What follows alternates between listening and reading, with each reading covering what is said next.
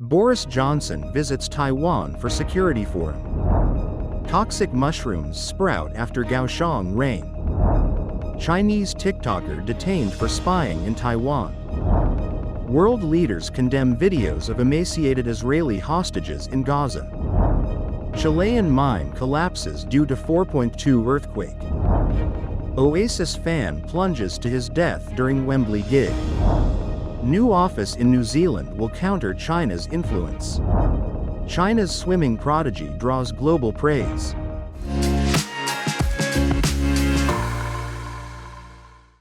Hello, I'm Johnny. Thank you for joining us on Funny News. It's Tuesday, August 5th, International Traffic Light Day, and here are your top stories. In local news, former UK Prime Minister Boris Johnson arrived in Taiwan yesterday. He will deliver the keynote speech at the 2025 Kaohsiung Forum, Indo-Pacific Security Dialogue today, which President Lee is also expected to attend. John will also meet with former President Tsai and hold a press conference. Heavy rain in Kaohsiung has caused toxic greensport parasol mushrooms to sprout in parks and road medians. Though eye-catching, officials warn they are poisonous and may cause severe gastrointestinal symptoms or even coma if consumed. Chinese TikToker Wembley on the road was detained in Taiwan after posing as a business traveler and filming near sensitive military sites. Lawmakers warn of growing infiltration via fake business visas and urge stricter screening to prevent Chinese intelligence gathering. And in global news, Western leaders have condemned videos of emaciated Israeli hostages filmed by their captors in Gaza, with the Red Cross calling for access to all remaining in captivity. UK Foreign Secretary David Lammy said images of hostages being paraded for propaganda are sickening and that they must be released unconditionally. Israeli leaders accused Hamas of starving hostages. Hamas denied that it intentionally starves prisoners, saying hostages eat what their fighters and people eat. ה-27 שעה 12 אין לי מושג אם יהיה אוכל. אין לי שמץ של מושג. The calls come after Palestinian Islamic Jihad published a video of Rom Berslavsky, thin and crying, on Thursday, and Hamas released footage of an emaciated Eviatar David on Saturday. Reports from Gaza say Palestinians desperately seeking aid near distribution points came under fire from Israeli troops at two different locations on Sunday. At least 27 Palestinians were killed. Both Israeli hostages were abducted from the Nova Music Festival on the 7th October 2023 during the Hamas-led attack on southern Israel. They are among 49 hostages, out of 251 originally taken, who Israel says are still being held in Gaza. This includes 27 hostages who are believed to be dead. All 5 workers trapped in a Chilean copper mine that partially collapsed this week have been found dead, as rescue workers completed their search through the debris. The partial collapse of El Teniente, one of the world's largest copper mines, had killed 1 worker on Thursday and left 5 others trapped under a significant amount of debris. According to Codelco, the state-run firm that operates the mine, the deadly incident occurred after a shaft collapsed following an earthquake. The National Seismological Center of the University of Chile recorded a 4.2 magnitude earthquake in the area around the mine on Thursday. The quake and subsequent collapse left 9 additional people injured. On Friday, Codelco CEO Rubian Alvarado warned that the first 48 hours are fundamental to finding the men alive. He added that 20 meters of debris in the mine tunnel needed to be removed by rescue workers to reach the area where they believed the remaining men were trapped. El Teniente, in central Chile's O'Higgins region, is the largest copper deposit in the world. According to data from the company, the shaft collapse has forced a halt in operations.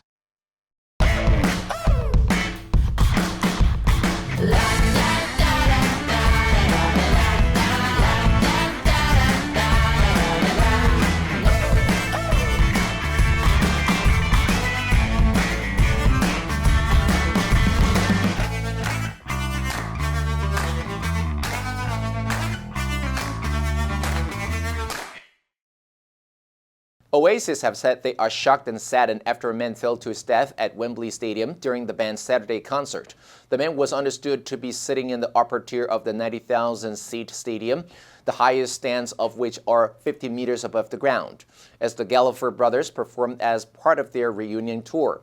The Metropolitan Police said officers on duty at the concert asked anyone who has information that could help confirm what happened to contact the force.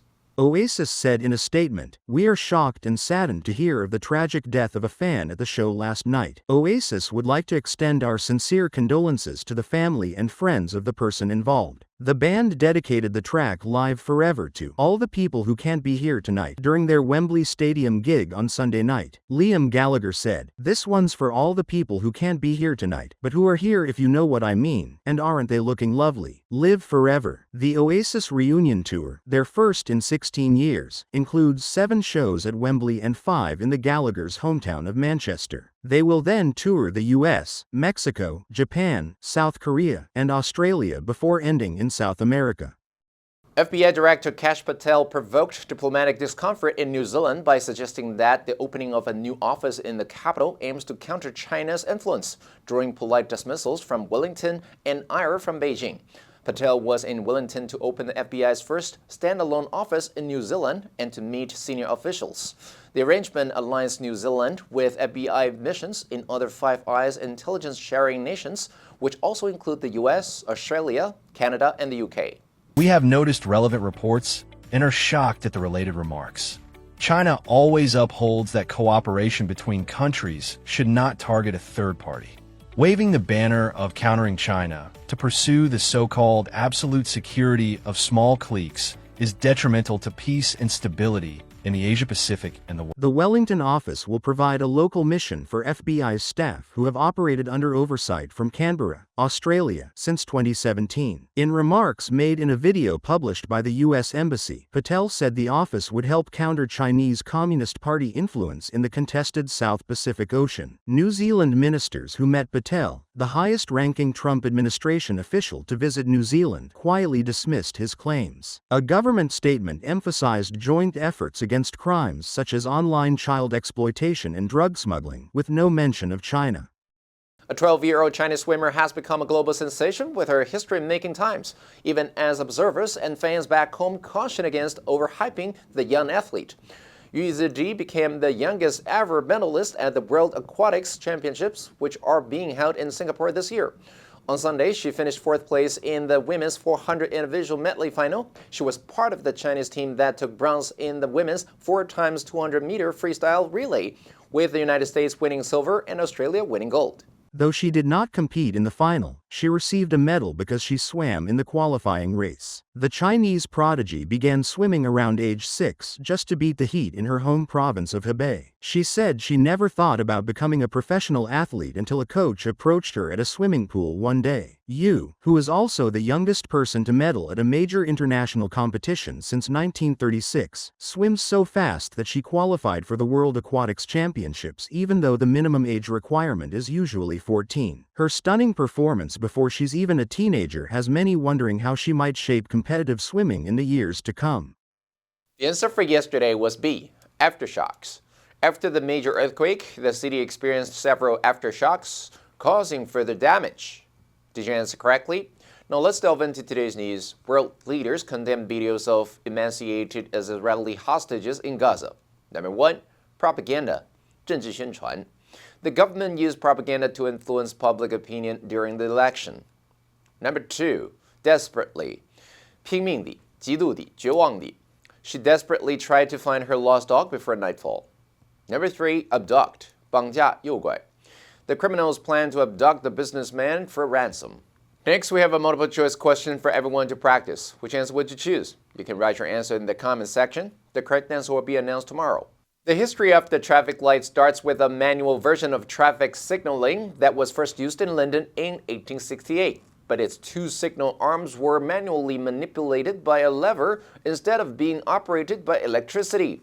Commemorating the installation of the first electric traffic signal system in the United States, International Traffic Light Day dates back to August 5th, 1914 in Cleveland, Ohio. And that's all for today's FUNDAY News. Be sure to tune in to FUNDAY News from Monday to Friday and click the link below to join FUNDAY for free. I'm Johnny Wu, your host, and I will see you next time.